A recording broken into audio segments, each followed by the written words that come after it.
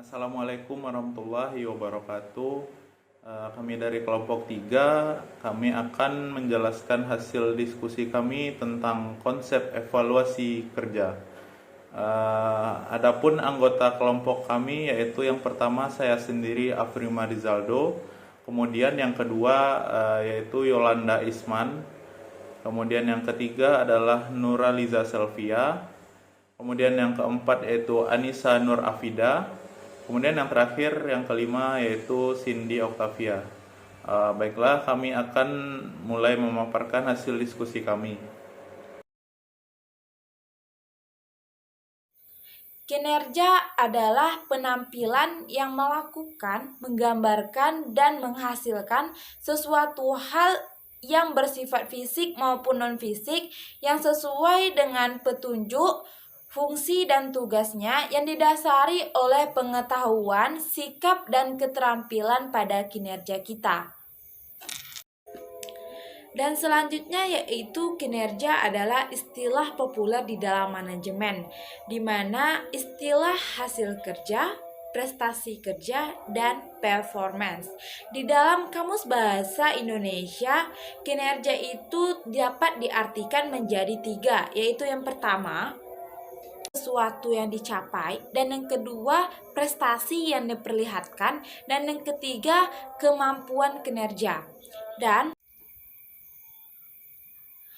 dalam bahasa Inggris, kinerja juga mempunyai istilah yaitu performance, yang berarti hasil kerja yang dicapai oleh seseorang maupun kelompok orang sesuai dengan wewenang dan tugasnya masing-masing dalam rangka mencapai tujuan organisasi bersangkutan secara legal dan tidak melanggar hukum sesuai dengan moralnya. Kita akan membahas tentang faktor apa saja yang ada di dalam kinerja yang akan dibahas atau dipaparkan oleh teman saya selanjutnya.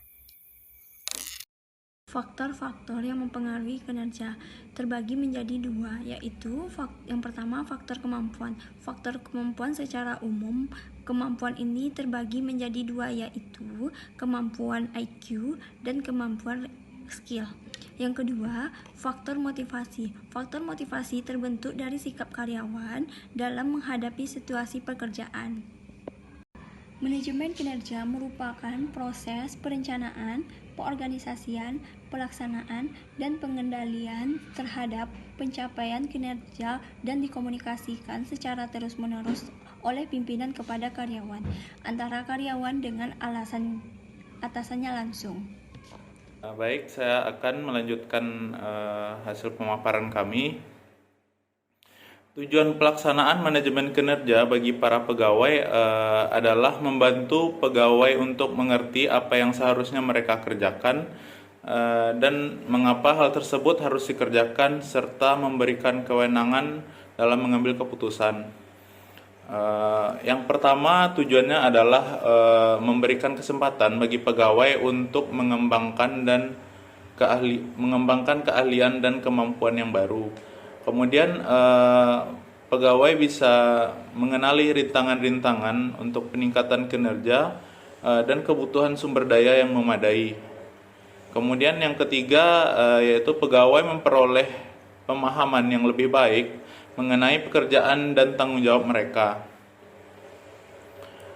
Selanjutnya yaitu evaluasi kinerja.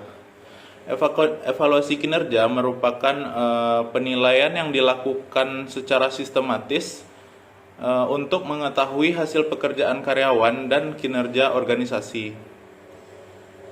Di samping itu juga untuk menentukan kebutuhan pelatihan secara tepat, memberikan tanggung jawab yang sesuai kepada karyawan sehingga dapat melaksanakan pekerjaan yang lebih baik di masa akan datang, dan juga sebagai dasar untuk menentukan kebijakan dalam hal promosi jabatan atau penentuan imbalan.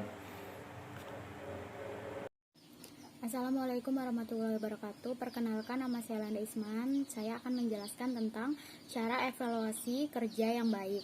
Nah, dalam melakukan penilaian kinerja terhadap seorang tenaga kerja atau karyawan, Pihak yang berwenang dalam memberikan penilaian seringkali menghadapi dua alternatif pilihan yang harus diambil. Salah satunya yang pertama itu dengan cara memberikan penilaian kinerja berdasarkan deskripsi pekerjaan yang telah ditetapkan sebelumnya. Seperti biasanya pada awal kita bekerja, kita akan dijelaskan oleh HRD tentang job desk kita atau deskripsi pekerjaan kita apa. Jadi seorang HRD akan melakukan penilaian kinerja kita sesuai dengan job desk yang sudah disampaikan pada awal kali kita kerja.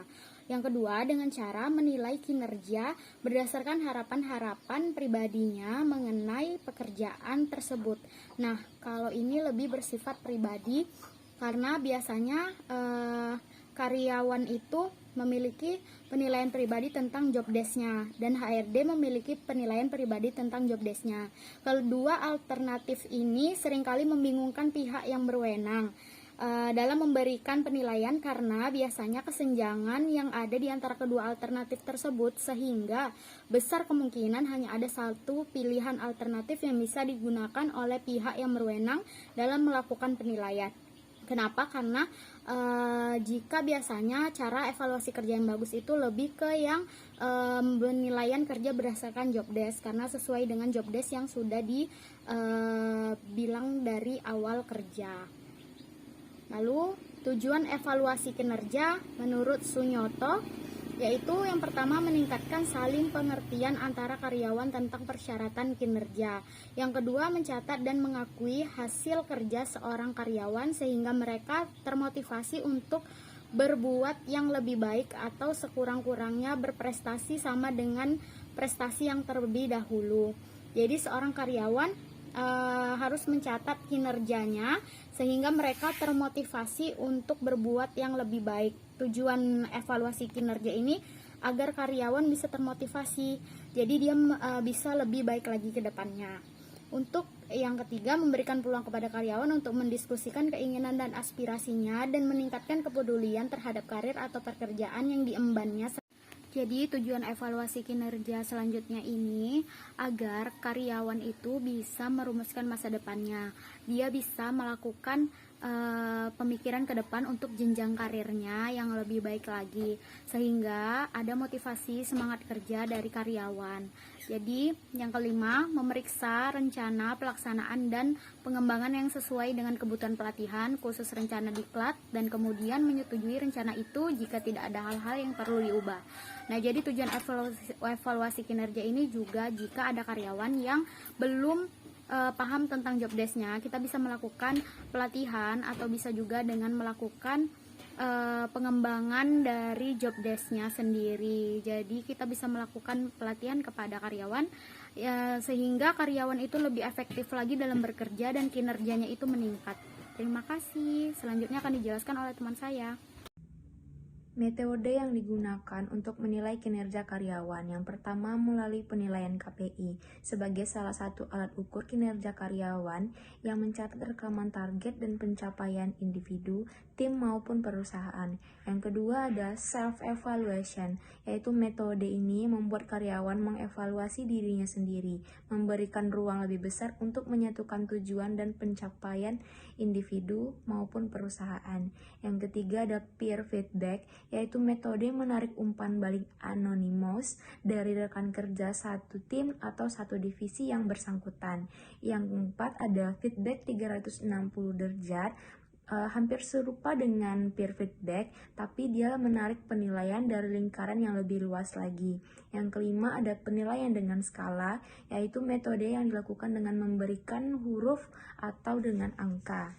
Yang keenam ada feedback berkelanjutan, yaitu memberikan evaluasi kinerja dari atasan ke bawahan dalam kurun waktu yang relatif singkat, seperti dari minggu ke minggu atau lebih singkat lagi hari ke hari. Yang terakhir, evaluasi di waktu tertentu. Ini model penilaian kinerja yang dilakukan dalam periode tetap seperti 1 bulan sekali atau 1 tahun sekali. Terakhir, kesimpulan. Kebiasaan yang sering dialami tenaga kerja adalah meskipun penilaian kinerja telah selesai dilakukan oleh pihak yang berwenang dalam melakukan penilaian, tenaga kerja yang bersangkutan tetap kurang mengetahui seberapa jauh mereka telah memenuhi apa yang mereka harapkan.